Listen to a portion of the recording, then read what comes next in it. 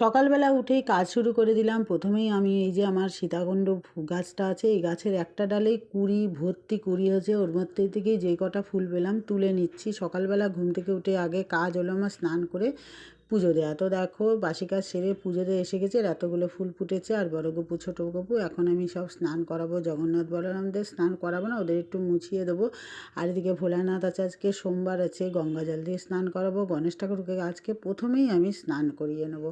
আর সকালবেলায় জানো তো পুজো করতে এত ভালো লাগে কি আর বলবো। এই যে তামার ঘটি দিয়েই আমি সব ঠাকুরকে স্নান করাবো। আর এই যে ছোট্ট ঘটি, এটাতে আমি গোপুসোনাকে চান করবো। তবে গোপুসোনাকে আমি জল শঙ্কর মধ্যেই চান করে। আর এতগুলো ফুল হয়েছে, কেনা ফুলও আছে, মানে বাড়িরও ফুল অল্প কটা। আর এই যে জামা আমার স্নান করিয়ে পরিয়ে দিয়েছি, একটাই এখন গোপুসোনাকে পরাচ্ছি, আর একটা বানাবো। এই জামাটা তো আমি তোমাদের আগে শেয়ার করেছি। টুপিটা আমি আজকে পরালাম। টুপিটা কেমন হচ্ছে তোমরা অবশ্যই বলবো। আর এই যে আমি জামাটা বানিয়েছি, এটা আমার ছোটো গপুর জন্য। ছোটো গপুর অনেক বানিয়েছি, তোমাদের সাথে সব শেয়ার করব। টুপিটা ম্যাচিং করে নিয়ে বসিয়ে দিয়েছি আসনে। কেমন হয়েছে জামাটা অবশ্যই বলো। তো বাসিটা এখন দিয়ে দিলাম। এইভাবে আজকে আমি পুজোটা করলাম।